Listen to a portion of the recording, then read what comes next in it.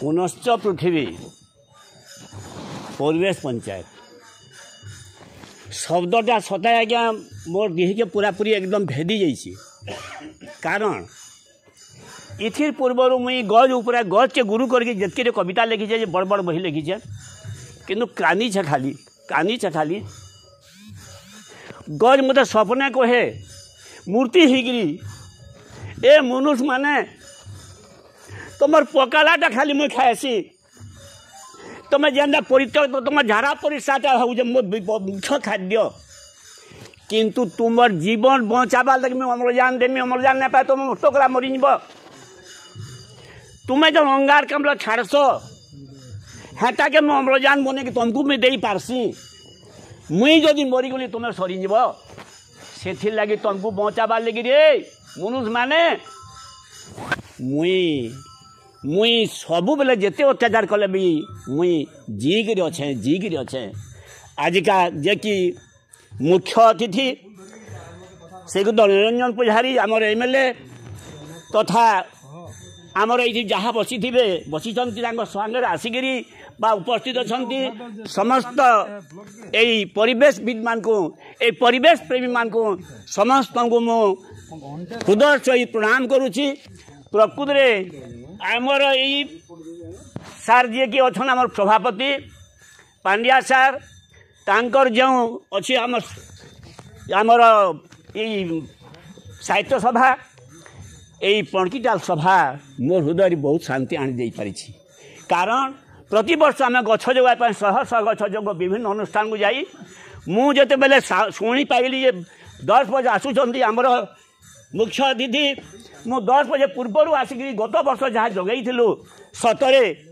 यही अनुष्ठान कौन जत्न को रखि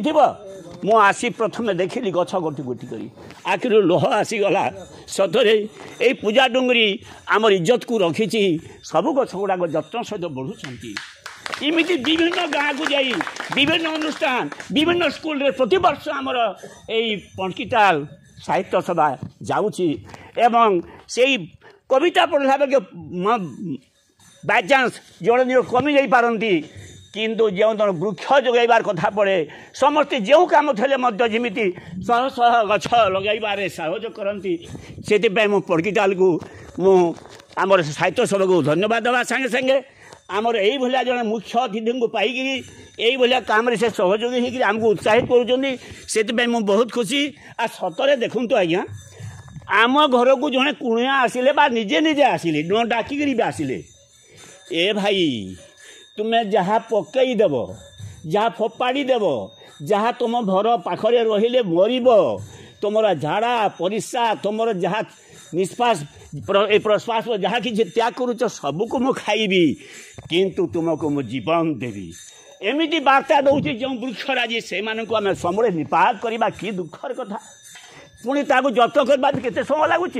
गछटे जदि रहा टिके से निजे टेटेबार जाए तापर जत्न दरकार किसी पड़ूना केवल न काटबारटा है जत्न तेणुक आज्ञा मैंने वृक्ष विषय जो प्रकार सुंदर सुंदर कथा कही मोर पूर्व वक्ता गुड़ाक मुझे कौन कहबी पृथ्वी शेष हो वृक्षलता प्रति जदि अत्याचार बढ़ी चले जड़े वृक्षलता आम देवता बोली भाविबा वृक्ष मान जो देवता ज्ञान जत्न नेबा जत्न कहले कौन कि न काटबारटा जत्न बोली बुझी दि जाऊ आ चारा गछ रहीबारटा यहाँ कि कहबार कम ताकू टे रहा। धन्यवाद। जमी आज मैंने कहले आम प्रतिजन जहाँ अच्छू आमर पुअटे जो हो जन्मटे हो आउ कौन भी आम जन्मदिन मानक प्रति वर्ष आम गोटे दुईटे गछ लगे ता जत्न नेबाटा यहाँ प्रकृति सुंदर कथा आ यही भाया सभार बोधे मुख्य वक्ता प्रथम लाजे जाऊँगी कि एवं मुझे निजक धन्य मन करुँची आपण मानक मो दुई पतर कथा कहवा सुजोग पाई यही वृक्ष मैंने होती आम जीवन वृक्ष मैंने हूँ आम पृथ्वी वृक्ष गले आम मनीष समाज चाहिए समस्त जीवकुल ध्वंस पाई तेणुक हे परिवेशविद माने जो मैंने कि आम परिवेश कथा शुणिक आसी समस्त मोर अनुरोध निश्चय प्रति वर्ष आम गछ लगेगा जी पारा गछ लगेगा जो भी हो जार जमी भी हो गछ जो रही उचित बोली भाविबा सेटा आम प्रतिज्ञा करवा। धन्यवाद। धन्यवाद